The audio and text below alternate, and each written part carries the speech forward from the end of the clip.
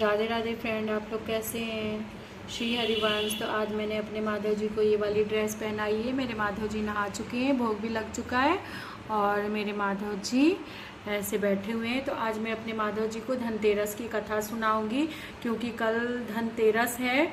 तो कार्तिक कृष्ण पक्ष की तेरस को धनतेरस कहते हैं। तो इसलिए मैं धनतेरस के दिन मैं कथा सुनाऊंगी। तो कल तो ऐसे ही काम रहेगा, तो आज मैंने सोचा आज अपने माधव जी को मैं धनतेरस की कथा सुना दूं। तो धनतेरस जो व्रत करते हैं, तो धनतेरस व्रत कथा। एक दिन भगवान विष्णु मृत्यु लोक में विचरण करने के लिए लक्ष्मी जी के सहित भूमंडल पर आए। कुछ देर बाद लक्ष्मी जी बोली, हे मैं दक्षिण दिशा की ओर जा रहा हूँ, तुम उधर मत आना। यह कह ज्यों ही भगवान ने राह पकड़ी, त्यों ही लक्ष्मी जी को पीछे पीछे चल पड़ी। कुछ ही दूर पर सरसों का खेत दिखाई दिया। सरसों की शोभा देखकर वह मंत्रमुग्ध हो गई और फूल तोड़कर अपना श्रृंगार करने के बाद आगे बढ़ी। आगे जाने पे एक गन्ने का खेत से ऊख तोड़कर चूसने लगी। उसी क्षण भगवान लौट आए और यह देखकर लक्ष्मी जी पे क्रोधित होकर श्राप दे दिया कि जिस किसान का यह खेत है 12 वर्ष तक तुम उसकी सेवा करो।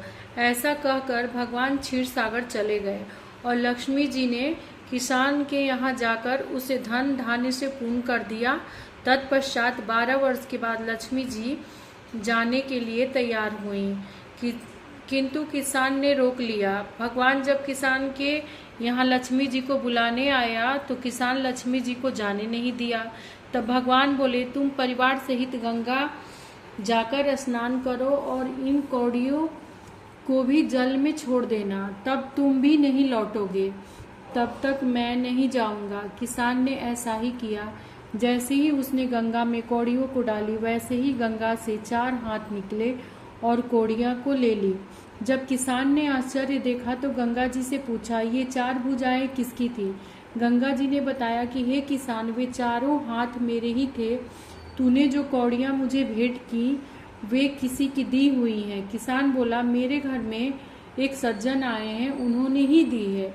गंगा जी बोली, तुम्हारे घर में जो स्त्री है वह लक्ष्मी है और पुरुष विष्णु भगवान है।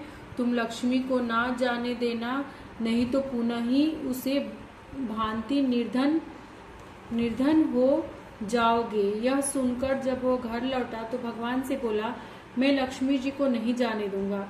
तब भगवान ने किसान को समझाया कि इनको मेरा श्राप था, जो 12 वर्ष से तुम्हारी सेवा कर रही थी।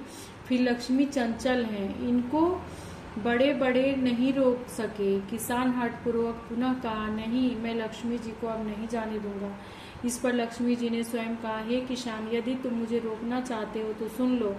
कल तेरस है, तुम अपना घर स्वच्छ रखो। रात्रि में घी का दीपक जलाकर मैं तुम्हारे घर आऊंगी। उस समय तुम मेरी पूजा करना, किंतु मैं तुम्हें दिखाई नहीं दूंगी। किसान ने कहा, ठीक है, मैं ऐसा ही करूंगा।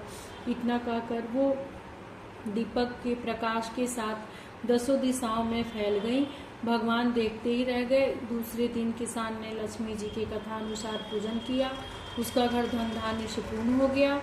इसी भांति हर वर्ष तेरस के दिन लक्ष्मी की पूजा करने लगा। इसके बाद हर वर्ष तेरस के दिन लक्ष्मी जी की पूजा होने लगी।